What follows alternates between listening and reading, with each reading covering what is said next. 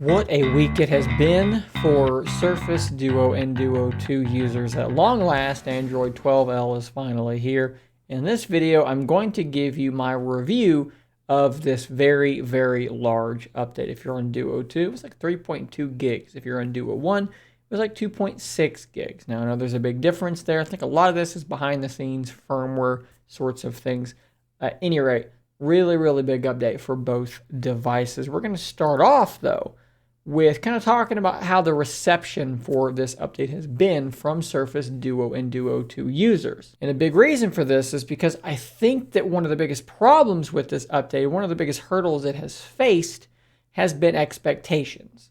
I have seen primarily very positive comments, but the handful of negative comments I've seen have been either due to a bug that maybe someone has seen, or more often than not, it's been because people were expecting more out of this update. Maybe it had been hyped up for so long, people have been talking about it for so long that people built up these expectations that honestly were probably going to be impossible for Microsoft to actually fully live up to in any substantial way. So what I want to do here first is let's look at how this has been received. I did a poll.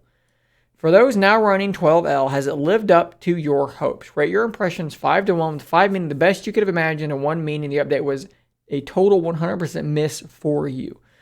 And you can see here about 600 votes have been cast, and this is the spread of the votes. The vast majority of people rated it a 4, and then the rest were either a 5 or a 3. So in regard to how the Duo community has received this update, I would say it's been received very, very pleasantly. Most of us seem to feel like it's a very, very good update. It's not perfect, but it is very, very good. Now, you're going to see, as with anything, you're going to see some negative commenters out there. I would just like for you to then reflect upon these poll results. And you can go on Reddit. Someone else did a poll there with, I don't know how many people wound up voting on it, but the results were similar. Most people were pleasantly surprised or happy, maybe you should say, with this update. So again, when you see these negative comments about, oh, it's not enough, they didn't do anything, nothing changed, simply not the case, and I think I've established that in many videos already. But the bigger thing to keep in mind is that those of us that have been using Duo for a long time, most of us are quite happy with this update. As for the people that felt like not enough was done or not enough changed, I'm really not sure what some people were expecting, right? It's still running Android. They're not going to totally reinvent the wheel. They're not going to totally change the UI. They're going to refresh things, which they did. They're going to add some new features, which they did. You know, when we look at other major updates from other major OEMs, very few of them deliver updates that are more substantial than this ever, let alone with any sort of regularity. You know, Samsung has been known to drop updates that have a lot of new features. Maybe not a lot, but like a handful of new features. I would put this in the same realm as a lot of those bigger Samsung updates. This is a really major visual overhaul, and there are new features, and it's a major Android upgrade as well. So again, I don't know what some people were expecting to happen, and I don't know that I could really, maybe you can answer that. Maybe you can tell me what you were expecting specifically, like what you were hoping was going to happen, but I just don't know that some people were being totally realistic, and perhaps that is, you know, partly in due to people talking about this update for so long. I've probably fed into this to some degree because I've talked about this update for so long. I've tried to keep it grounded for the most part. And I've tried to kind of say, you know, what might be coming, what we might be looking at. But I fear that some people maybe took all of these mights as, you know, something that they were leaning into a bit too hard. And then when some things didn't happen, they were disappointed. I think maybe that has something to do with it. And that's something I'm going to consider going forward as I talk about future updates. I'm going to try and couch things a little bit more so that maybe some people don't build up unrealistic expectations. I have a tendency to just freely talk about things because it's fun and interesting, but I don't let my expectations get totally out of hand to where I'm going to be disappointed with things. I just enjoy talking about it. So maybe that's something I can work on in the future to try and help other people not necessarily build up expectations that are not going to be lived up to. Okay, with all that being said, let's kind of try and break this thing down and talk about how I feel like this update has delivered or maybe not delivered. Let's look at things visually. How substantial has this visual overhaul been, and do I like it or not, would kind of be what we're going to talk about in this particular segment. I think that the visual overhaul is quite significant. Now, there are definitely some things that I wish had changed. I wish that we got more options to customize things in Microsoft Launcher. Absolutely. Custom icons, custom layouts, all these things, 100%. Because when you just look at this screen, you would say, well, the visual overhaul is non-existent. Everything looks exactly the same, and that's fair, okay? That's a fair assessment. This is obviously different. That is obviously different. The settings are obviously different, and when you drill into different parts of the settings, obviously these are all very, very different as well. So what visual changes have been made, I pretty much universally do enjoy. I think it looks a lot like Windows 11 now, and I actually really do like that. I also really like some of the little icons. Look at the little vibrate icon there. It's a little duo. There's a lot of little touches in this that I think look really, really nice. So again, could there have been more in regard to the launcher? Yeah, potentially. But, look at all the new animations, like the app actually zooming into the icon. Look at the new iconography in terms of things like that vibrate icon there. The dynamic theming, the settings, the quick settings, the notifications, widgets, I mean, on and on and on. There's a lot that's been visually changed in this. And like I said, I actually do pretty much like all of it. Now, some people are not going to like the pastel colors, and that's totally fair. That's going to be subjective. It is something that I'm okay with, and I actually really do enjoy. So from a visual perspective, I think it looks great. I think this is easily the best Surface Duo has ever looked, and I really enjoy it. What about in terms of performance? I think that performance is actually pretty much the same as it was before in my experience. Now I'm talking through most of this, Duo 1 and Duo 2. I think that they're really, really similar. I wasn't having any performance problems before. I'm not really having any performance problems now, but the same problems are still here. My Duo 2, just the other day, I'm on Twitter. And I start noticing that as I scroll through Twitter, it's just scrolling kind of laggy. Like it just feels odd. Now, my frame rate on my actual panel is holding at 90. It's holding on just fine. But for some reason, Twitter's just scrolling just like it's scrolling through mud. Like it does not feel right. Other applications were scrolling just fine. I reboot the device and everything is fine at that point. Now this is similar to a problem that's been on Duo for a long time, but maybe a little bit different. Duo has a tendency every 2, 3, 4 days to just bog down and you need to reboot it. I suspect that is still going to be the case with Android 12L. But otherwise, the animations, all the new blurred effects and everything is just as smooth really as it was before. So performance seems to be absolutely fine. Now, I have heard some people say that their performance has suffered some additional lag and things like that. If that's going on, I would suggest you checking to see if you have some things running in the background. The simplest way to do this is to go into your system settings and then developer options, which you need to enable developer options. I've explained this a million times. And then go into running services and just look and see, like, is something going on? Is something running in your background that might be slowing things down? And if it is, address that, because for me, performance has been rock solid. It's been exactly the same as it was before, which is totally fine. Battery life. Battery life might actually be, like, if anything, a little bit better.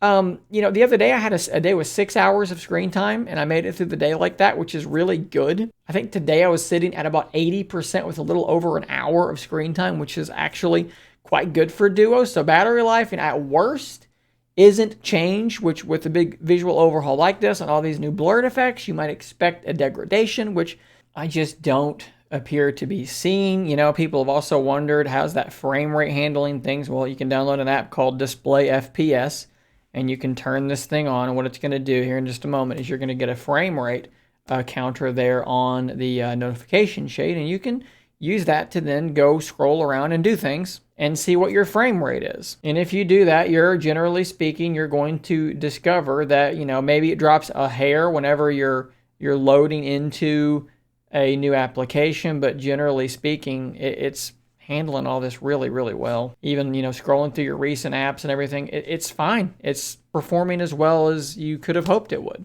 I've had a lot of people report that their touch response, in particular on Duo 1, is better. Now, personally, I don't know that I can say one way or the other because I just haven't spent enough time with Duo 1 before and after, more before than after, to really be able to tell you how big of a difference there is. But I'm going to trust the people that were daily using their Duo 1, and now they're saying that it seems to be better. Definitely doesn't seem to be worse for me, so perhaps that touch response was tweaked a bit. It's a really big update, okay?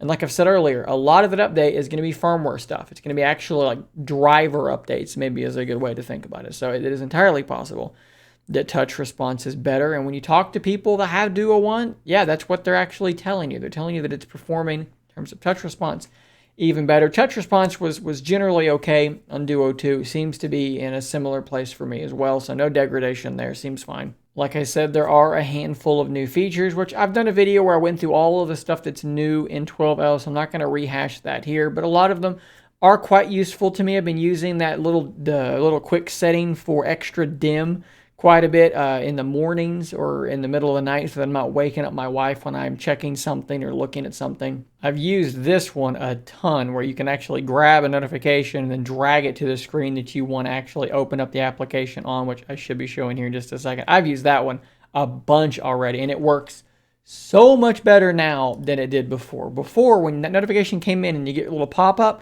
you could catch it then and drag it wherever you wanted it. But now you can do it whenever you want. You don't have to catch it in that moment. It works so much better. I've used that one a ton. I've used the scrolling screenshot a couple of times. If you've not seen that, let's take a screenshot here. And then down here at the bottom, you can hit capture more and it'll let you capture more. It'll let you do a scrolling screenshot. I've used that a few times now as well. That's very useful. I don't have a slim pen too, so I can't really demonstrate that new pen menu, but that also seems like a useful thing for people that do use that pen. I just feel like the device looks and feels so much more like a cohesive, responsive, performant, feature-rich Microsoft Windows running Android device now. Like, it feels like a completed device. And I mean, we were getting closer and closer to that, but this is such a step forward in that regard that I really have a hard time getting across to you how big of a deal I think this is. It feels like a completed device now. And we can criticize Microsoft for why it took 2 years for us to have a device that feels like a completed device. And that's totally fair. But at the end of the day, that's where we are now. Duo and Duo 2 feel incredible. Duo 1 is, I made a video talking about this, but it's mind-boggling how much better Duo 1 is now than it was whenever it launched. It's absolutely mind-boggling. I don't know that I can think of another device that 2 years on has improved the way that this device has. I had someone on Twitter, and I feel like I need to credit them with this. I lied. It was on YouTube, but I posted it on Twitter. This individual here said, the No Man's Sky of smartphones. Surface Duo is the No Man's Sky of smartphones. If you don't know what that reference is, basically No Man's Sky was a very ambitious game that launched in a bad state, and over the next several years, the game was fixed and all this stuff was added, and it kind of became like the gaming community darling because so much work had been put in to right the ship and to fix it. And Duo is very similar to that. Now, the difference is that No Man's Sky is now pretty universally praised and Duo is completely ignored still, but other than that, it's the No Man's Sky of cell phones. I got to call out the photography thing. Now, Duo 2's camera is still not perfect, right? There's still some lagginess in the camera app from time to time. Way more than there should be, okay? More than there is on my Pixel, more than there is on my Z Fold, and that's something that needs to continually be addressed. It still has a tendency to overexpose things sometimes. I went out and I took some photos the other day, the beautiful leaves and so forth, and this is one picture that I took. And yeah, this is overexposed. It did a bad job here with this. On the other hand, though, on other pictures, it does quite a good job. This is solid. I feel like this is also a solid shot. But the thing that I specifically want to call out here is low light performance. Okay, this was night mode before the update, and this is the same shot night mode after the update. Night mode has improved a ton. And it's not even something that they like specifically called out. So the camera continues to get better. It still has a lot of room to go. There's still more it needs to improve on. It's got to get rid of some of that lag. The exposure control needs to get a bit better. That dynamic range needs to improve a bit. But from where it started to where it is now, in particular with night mode, is ironically night and day. What are some bad things though? Because I have had a few problems. One really big problem that's actually annoying the crap out of me, and I'll address that right now. A feature that I used all the time on my Surface Duo was the search feature. I know a lot of people hate the fact that when you swipe down, you get this search instead of getting your notification shade. And I understand that. It'd be cool if we could customize it. You may notice I have a search bar here. And the reason is because I have to. Prior, I used this as a Google search. I would pull that down and I would type in a search query and I would be able to then search.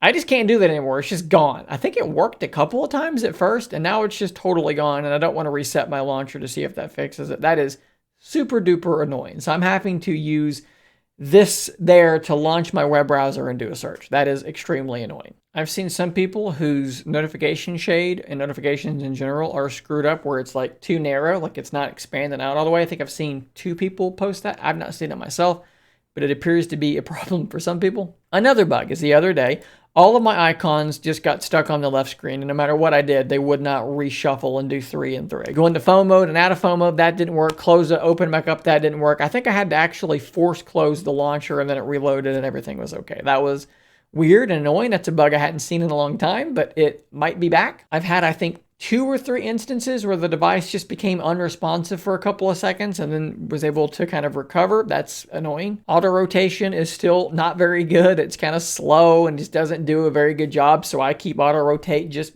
largely turned off at all times because I don't trust it to be accurate or to be quick enough to be very good. In particular, in your camera app, auto rotate is a nightmare. So I just leave it turned off. That is something they could also really, really work on. So it's not all perfect, right? I'm not telling you that this update has suddenly made this device the perfect device. Somebody commented on one of my videos and said, oh, it looks like they fixed all the problems. And I had to respond and say, no. They have not fixed all the problems. They have fixed a ton of problems, and it is in such a good state that I'm very happy with it. But there are still definitely problems. If we go back to the original poll from this to kind of bring this video to a cohesive end, where would I put it? Where would I vote if I were voting on my own poll? I would put it at a 4. In accordance to my expectations, it is not perfect, but it is very, very good. I would put it soundly at a 4 with what appears to be about half of the people that voted on this poll. In the 2+ years that I've been covering this device, I have never seen more positive chatter about it. I've never seen more positive comments about an update than I have with this device. Microsoft has delivered something that is quite impressive. And despite the fact that, yes, there will be people that will be disappointed and that won't like certain things about it, this is a very, very good update for most of us. Guys, if you're new here, don't forget to subscribe so that you don't miss out on more content like this. I'll see you on the next one. And until next time, stay nerdy, my friend.